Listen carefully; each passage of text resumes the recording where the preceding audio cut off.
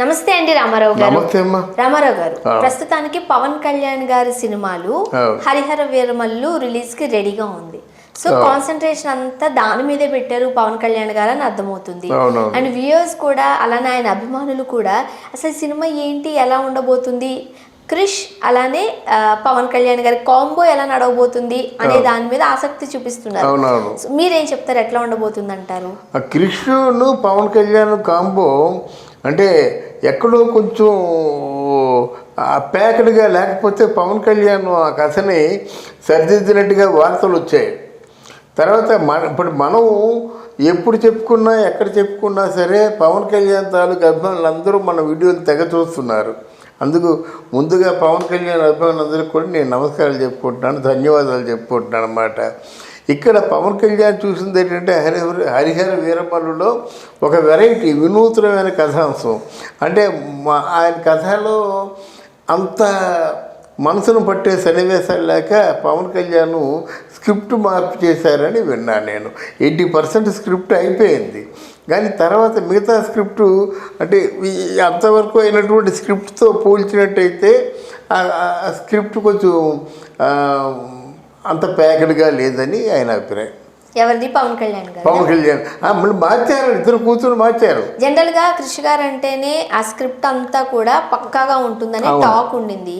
మరి ఈ టైంలో జనరల్ గా హీరోలు ఒక విజన్ తో రాసుకుంటారు డైరెక్టర్స్, దాంట్లో వేలు పెడితే నచ్చదు చాలా మందికి. మొన్న రీసెంట్ గా రిలీజ్ అయిన ఆచార్య కొరటాల శివ గారి మధ్య కూడా అదే జరిగిందని టాక్ నడిచింది. సో మరి ఈ సందర్భంగా కృషి గారి స్క్రిప్ట్ కి పవన్ కళ్యాణ్ గారు ఇన్వాల్వ్ అయితే వీళ్ళిద్దరికి ఓకేనా? ఓకే అంటారమ్మా. అంటే నేను పవన్ కళ్యాణ్తో ఉండేవాళ్ళు ఉన్నారు కొంతమంది, వాళ్ళతో కలిసి ఉన్నటువంటి వాళ్ళు చాలా, అంటే నైట్ కూడా ఇంతో కలిసి ఉండేవాళ్ళు ఉన్నారన్నమాట. పవన్ కళ్యాణ్ మామూలుగా అక్కడ మీటింగ్ చెప్పి వచ్చిన తర్వాత అక్కడికి కృషి గారిని రమ్మని చెప్పి మీటింగ్ అయిపోయినట్టయితే 9 o'clock కల్లా భోజనం చేసిన తర్వాత స్క్రిప్ట్లో కూర్చుంటే ఎర్లీ మార్నింగ్ 4 వరకు స్క్రిప్ట్లో కూర్చుంటారట. అంటే 9 నుంచి మార్నింగ్ 4 వరకు స్క్రిప్ట్లో కూర్చొని ఆ స్క్రిప్ట్ పూర్తయిన తర్వాత ఒకే ఒక గంట నిద్రపోతారట. మళ్ళీ 5 గంటలు లేచిన తర్వాత షూటింగ్ చేస్తే వర్కౌట్స్ కంపల్సరీ అన్నమాట. ఒక గంట నిద్ర తర్వాత వర్కౌట్స్తో మళ్ళీ మామూలు అయిపోతాడు అది. సో ఇంత కష్టపడుతున్నానమాట, అటు ప్రధాన రంజకంగా ప్రజలకు దగ్గరగా ఉండడం విషయంలో కానీ, ఇటు సినిమా విషయంలో అంటే ప్రజలు ఏం కోరుకుంటున్నారు, అభిమానులు ఏం కోరుకుంటున్నారు, ఆ కోరుకున్న సన్నివేశాలని అందగలుగుతున్నారా లేదా, ఈ విషయంలో కూడా చాలా ఆయన ఇంట్రెస్టింగ్గా ఉంటున్నాడు అనమాట. అందుకనే పవన్ కళ్యాణ్ సినిమాలకి అంత క్రేజ్. సో మంచి ప్యాకెట్ స్క్రిప్ట్ తో వీళ్ళిద్దరూ రాబోతున్నారు అని అనుకోవచ్చు. అవునవును. ఓకే, సో దాని నెక్స్ట్ సినిమా ఏముంది పవన్ కళ్యాణ్ గారిది? నెక్స్ట్ సినిమా ఇప్పుడు భగత్ సింగ్ ఒకటి ఉంది కదా, హరీష్ శంకర్ది. ఆయన అది కూడా కంప్లీట్ ప్యాకెడ్గా ఉంది సబ్జెక్టు. ఆ మధ్య హరీష్ శంకర్ భవదీయ భగత్ సింగ్ అనే ఆ స్క్రిప్ట్ చూసిన తర్వాత లేదు మనకి వర్కౌట్ అవ్వదు, ఎందుకంటే భగత్ సింగ్ అంటే మొత్తం జనాల్లో ఒక విధమైనటువంటి గౌరవభావం ఉంది, భక్తిభావం ఉంది. అంటే ఆ జనాల్లో ఎటువంటి భావం అయితే ఉందో ఆ భావాన్ని మనం సినిమాలో చూపించకపోయినట్టయితే సినిమా దెబ్బతినే ప్రమాదం ఉంది. కనుక ఆ భక్తిభావం సినిమాలో రావాలి, అది కూడా తయారు చేశారన్నమాట. ఎందుకంటే హరీష్ శంకర్ స్క్రిప్ట్ రైటర్, అర్థమైందా? ఇప్పుడు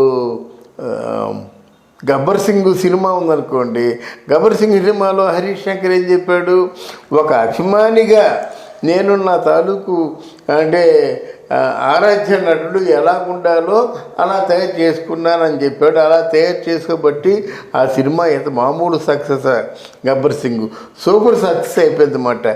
అందువల్ల ఈ సినిమా మీద చాలా ఎక్స్పెక్టేషన్స్ పెరుగుతున్నాయి.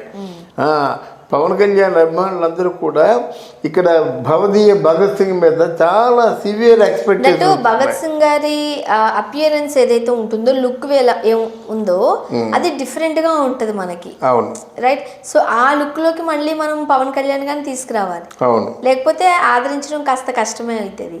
అంటే మీకు భగత్ సింగ్ పవన్ కళ్యాణ్ ఇద్దరిది బాడీ లాంగ్వేజ్ ఒకటే. నీకు మైక్ ముందు మాట్లాడుకొని మైక్ ముందు నుంచొని పవన్ కళ్యాణ్ మాట్లాడుతున్నాడంటే మనకు ఒక అల్లూరి సీతారామరాజు ఒక భగత్ సింగ్ మాట్లాడుతున్నటువంటి ఆ ఫోర్స్ కనిపిస్తుందమ్మా. ఆ బాడీ లాంగ్వేజ్ అంత బాగుంటుంది కనుక భగత్ సింగ్ పాత్ర ఎవరెవరో వేశారు కానీ డెఫినెట్గా చూసారా మీరు భగత్ సింగ్ గారు అప్పటి పాత వీడియోస్ ఫోటోస్ అవన్నీ కలెక్షన్ చూసారా మీరు? అంటే కథలు చూసాం కదమ్మా. భగత్ సింగ్ అంటే మరి ఆయన అనకూడదు కానీ మహాభారత కురుక్షేత్రంలో వీరాభంజుడు, అలాగే భారత స్వాతంత్ర్య పోరాటంలో భగత్ సింగ్, వీళ్ళు మర్చిపోలేము. వాళ్ళ పోరాటం అంటే వాళ్ళు మొత్తం వీళ్ళందరినీ గాంధీ, నెహ్రూ వీళ్ళందరినీ కూడా తీసి పారేశారు కదా. మీరు స్వాతంత్రం తీసుకురాలేరు, ఎందుకంటే డూ ఆర్ డై. బ్రిటిష్ వాళ్ళతో మీరు మాట్లాడే విధానం ఇదా, బ్రిటిష్ వాళ్ళతో మీరు పోట్లాడే విధానం ఇదా, అది కాదు ఇది అని ఆ బ్రిటిష్ వాళ్ళకి ఏమైనా ఎదురు తిరిగినట్టే ఉరుకొయ్యికి వేలాడదీసేవారు అన్నమాట. ఉరుకొయ్యికి వేలాడదీస్తారని చెప్తున్నప్పటికి కూడా వాళ్ళు బ్రిటిష్ వాళ్ళని ఎదిరించారు, కాల్పులు జరిపారు. ఉరి తీసినప్పుడు అంటే తలకి ముసుగు వేస్తారు కదా, ఎందుకు భయపడతారని చెప్పి అన్నట ఇలా ఉరుకొయ్యి తగిలించుకున్నట్ట భగత్ సింగ్. That is Bhagat Singh. అట్లాంటి క్యారెక్టర్లకి పవన్ కళ్యాణ్ ఎలా ఉంటాడో మనం ఊహించుకోవచ్చు అన్నమాట. ఏం మీరు చూస్తున్నారు, ముసుగేసి వేసుకొని జై వందే మాతరం అని అనమాట. ఈ ప్రాణాలు పోతున్నప్పుడు వందే మాతరం అనిపించి ఆయన అట్లాంటి వీరుడి తాలూకు కథ ఈయన చేయడం ఎంత గొప్ప విషయం అది. ఎంత ఆయన అభిమానులకి ఎంత పండగ వాతావరణం వస్తుంది. సో ముఖ్యంగా ఇప్పుడు పవన్ కళ్యాణ్ గారి సినిమాలో అని అంటే హీరోయిన్ ఎవరు అని వస్తూ ఉంటుంది.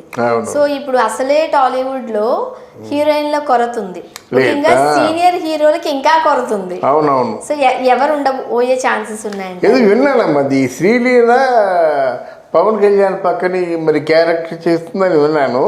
అంటే పూర్తి క్యారెక్టర్ చేస్తుందా, పార్ట్లీ క్యారెక్టర్ చేస్తుందా? అంటే సెకండ్ క్యారెక్టర్ కూడా చాలా మంచి అంటే పెర్ఫార్మెన్స్, మంచి ప్రామినెన్స్ ఉన్నటువంటి పాత్రలు ఉంటాయి. అటువంటి పాత్ర ఏమేమి చేస్తుందా అనే ఆలోచనతో ఉన్నాను. అండ్ ముఖ్యంగా శ్రీలీల అంటే మన శ్రీకాంత్ గారు వాళ్ళ అబ్బాయితో చేశారు, మన రవితేజ గారితో చేశారు అనుకోండి. అయితే ఇప్పుడు వీళ్ళు సీనియర్ హీరోస్ కదా, వాళ్ళ పక్కన ఇప్పుడే హీరోయిన్ గా శ్రీలీల మెరిస్తే అప్కమింగ్ హీరోలకి కాస్త ప్రాబ్లం అవుతుందేమో అని ఒక మరి అంతే కదా. మరి రవితేజ పక్కన చేసింది కదా, సూపర్ హిట్ అయింది కదా. ఆ సూపర్ హిట్ అవ్వబట్టి దీంట్లో చేస్తుంది, దీంట్లో తీసుకున్నారు. దీంట్లో ఏంటంటే కొంచెం యాక్టివ్గా ఉండే క్యారెక్టర్. యాక్టివ్గా అంటే మన రవితేజ అంత బాగా చేసింది, చాలా బాగా యాక్టివ్గా చేసింది కనుక ఆయన దృష్టి పడింది అన్నమాట. బహుశా డైరెక్టర్ సజెస్ట్ చేసుకుండొచ్చు. ఇప్పుడు సీనియర్ హీరోల పక్కన శ్రీలీల గారు వెళ్ళారనుకోండి, ఇప్పుడు వచ్చే ఫర్ ఎగ్జాంపుల్ సాయిధరం తేజ్ కావచ్చు, అల్లు అర్జున్ హీరో విజయ్ దేవరకొండ కావచ్చు, వీళ్ళ దగ్గర మళ్ళీ అమ్మాయి చేయగలదా లేదా అనేది ఇండస్ట్రీలో ఒక టాక్ నడుస్తుంది. అవునమ్మా, మీరేమంటారు? అంటే ఇప్పుడు యాక్చువల్గా తెలుగు టాలీవుడ్లో హీరోయిన్ల కొరత చాలా ఉంది. హీరోయిన్లు ఎవరు లేరు. ఎంతసేపు చేసినా శృతి హాసను ఎంతకని చేస్తారు వాళ్ళతోని. అందువల్ల ఇప్పుడు రాశి ఖన్నా ఇప్పుడు చేయటం లేదు, తమన్నా చేయటం లేదు, ఇలాగా లేరు ఎవరు అసలు పూజా హెగ్డే చేయటం లేదు. ఇప్పుడు ఆ హీరోయిన్లు ఎవరు చేయటం లేదు. మనకు కనిపిస్తుంది శ్రీలీల ఒకటే కనిపిస్తుంది, కీర్తి సురేష్ కనిపిస్తుంది. కీర్తి సురేష్ని 2-3 సినిమాల వరకు వదిలే పరిస్థితి పెట్టుకోలేదు. ఎవరు మన నాని బాగా ఇద్దరి మధ్య కెమిస్ట్రీ బాగా కుదిరింది, ఇద్దరు బాగా వాళ్ళు చేస్తున్నారు కనుక ఒక 2-3 సినిమాలు వరుసగా ఉంటాయి. అది సో ప్రస్తుతానికైతే మరి ఏం జరుగుతుంది అనేది మాత్రం వేచి చూడాలి. బట్ ఏదేమైనప్పుడు కూడా పవన్ కళ్యాణ్ ప్రక్కన శ్రీలీల క్యారెక్టర్ దొరకడం అంటే మంచి అదృష్టమే కదా. అయితే ఇందు మూలంగా మనం చెప్పుకునేది ఏంటంటే తెలుగు హీరోయిన్లు వచ్చినా పర్వాలేదు, తెలుగులో మాత్రం హీరోయిన్ల కొరత ఎంతైనా ఉంది. ఎవరైనా హీరోయిన్లు కావాలనుకున్న వాళ్ళు తెలుగులో ట్రై చేయొచ్చు. Thank you so much.